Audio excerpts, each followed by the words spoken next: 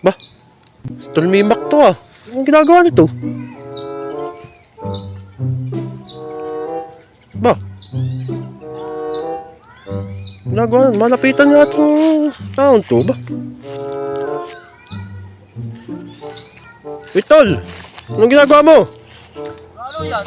Ang init kaya ngayon. Ha? Masarap dito sa New York ang magaluyan. Oh! Eh ba't ganyan ang ano mo? Pinagtalian mo ng ano? Ng duyan? Ikapos yung panali ko. Tsaka pati mas makatay sa ganito. Pag bumagsak ka, hindi masakit. Hindi namamagsak yan. What?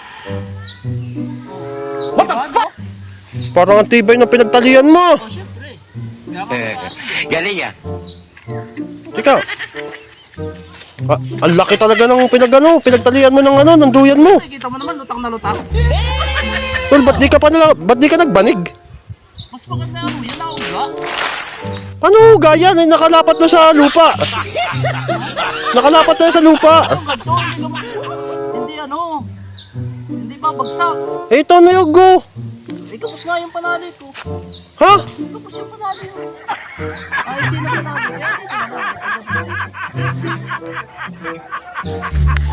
Eh, tingnan mo naman ito pinagtalian ito. Eh, okay lang yan.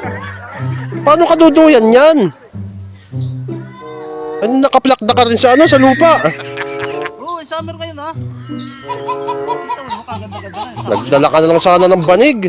Nagpakapagod ka pang itali dyan. Liit-liit ang pinagtalian mo. Oo, at least nakatali.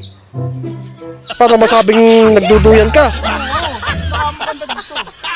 Saan ba talaga isip taon ko? Kita mo, walang kauga-uga. Oo, hindi na ako eh. Wala nga.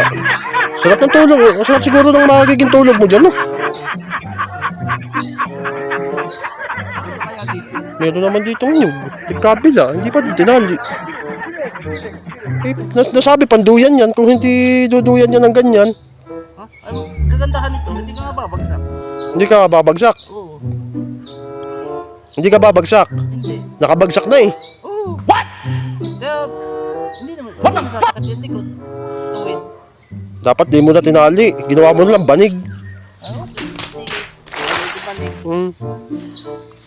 Nagpakahirap ka pa eh. Sabi ko na nga ba't hindi ko na itatali ito? Oh. Nagawa mo.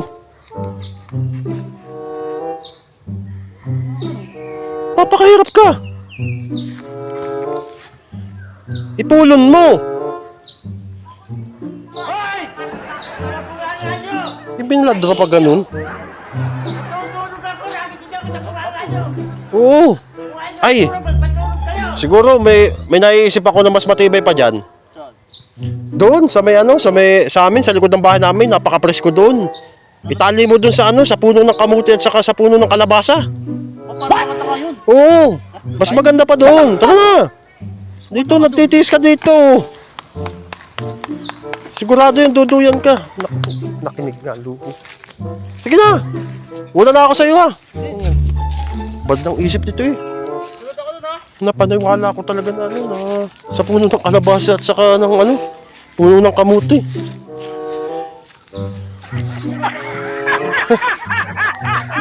Iwan ko sa'yo, Mimak.